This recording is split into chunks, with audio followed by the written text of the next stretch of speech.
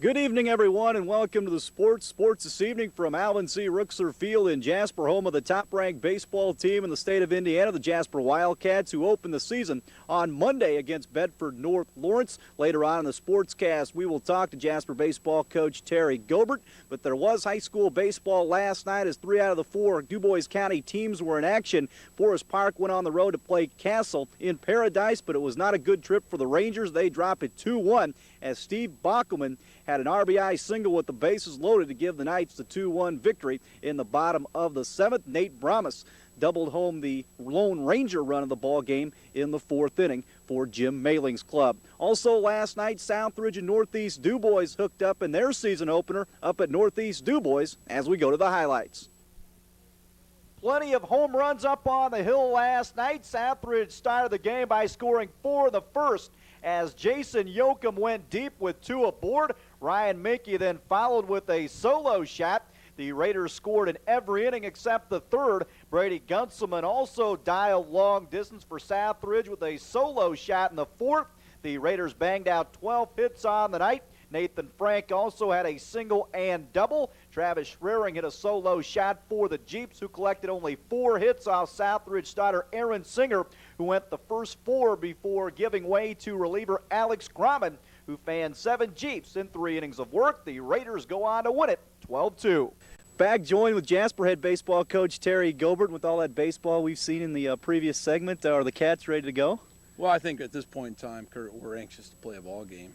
We've been getting after it pretty hard. We've had great weather, and for the most part, until this week, of course. But our kids, I think at this point in time, need to play a game and then go from there. What are some of the things you've been working on in practice so far? Well, we started out, earlier when we got on the field, we always work on defense right away, and we were able to get a lot of practices in. We have a lot of kids back, so it's more of a review than, say, teaching where you're breaking a new kid in. So lately we've been able to work on some situations offensively and mainly trying to get our pitchers some live work. That's where we're really behind right now. Look at the pitching staff for everyone as you go into the season. Well, you can start with Jared Brosmer. Jared's he'll be a 3-year starter for us now. He's got the most innings of anybody. In fact, he has around 70 innings, and he had a good summer for us as well, so he would be our number 1 man. And then we're counting on a couple other guys, Matt Mock, who's a sophomore, and Phil Kendall, and neither one of them have thrown more than 20, 25 innings. So I think those 3, and you add Adam Alford and Vanis Bear, are the first 5 we're looking at right now. Down the road, I think it's going to be a very fine pitching staff. Early on, we may struggle a little bit because they need experience. You got most of your position players back behind those pitchers, and that's always good as well. Well, we do. We have a lot of 3-year starters, which you don't usually have. We have Scott Hagan at shortstop, Chad Huffman at first, and Nick Blessinger in right field, who have all started, their entire sophomore year. Phil Kendall's a 3-year starter, and he's only a junior, which very seldom does that happen. So we have a lot of kids back. We have, Aaron Reese back in center field. Neil Hof was our DH last year. Nathan Linebox, a junior, started a lot of ball games.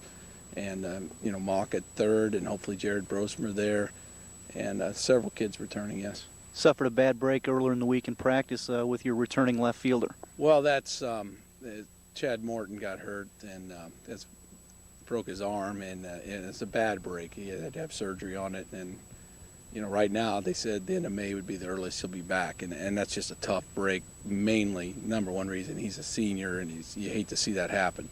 2, he's our leadoff guy, and he made a lot of things happen for us. Yeah, he scored over 30 runs once he came into the lineup. So he's a natural leadoff hitter, and we're going to miss that. But most importantly, we feel for Chad because you just hate to see that happen to anyone, especially their senior year. What about offensively with this team? What kind of team can that be? Well, we have good athletes, Kurt, which I think, you've seen them in football, basketball, and other sports as well. The key is we've got pretty good power. We've got pretty good hitters. We run well, but not outstanding. We don't have, one thing Chad could do, he could get on and shake things up for us. So we got kids that run well, but I'm not sure we'll be a base threat, base running team day in and day out. But we got kids 1 through 9 in the lineup that can hit with power, and I think we'll hit the ball fairly well. Year in, year out, you're always on top or up near the top in the poll situation. This year, you were voted number 1 going in preseason. What about the expectations and things of that nature? Well, that's a nice compliment. We've said this over and over and over. It's a nice compliment to the community and the program. But nobody's played an inning, coming into that poll. And when you're talking about the #1 team in the state, you're talking about pitchers. You got to have a couple kids that can just dominate a ball game, in my opinion. Right now, we don't have that. That's not a knock on our players, but we have some kids I think that are going to develop into very fine pitchers. So we're not too worried about that. I think we've seen enough in practice. We know not to worry about anything like that. You open up on Monday against Bedford North Lawrence again. Basically, the schedule's the same. A lot of good teams in that schedule, and it'd be nice to see a lot of people out at the ballpark to watch this good baseball. Well, yes, #1, I think we're going to have a fine team. I don't know what we'll be like win and lose our one-loss record, but I do know that we have kids that are going to play hard, kids that will be fun to watch, kids that are quality. So I think it'll be a fun team to watch. Terry, thanks a lot for joining us, and we'll see you out here Monday against Bedford. Thank you, Kurt. That's Jasper High School coach Terry Gobert. Will be on the air with the Bedford North Lawrence game Monday night at 10 here on TV 27 Sports. Eric will be back with more news and weather right after this.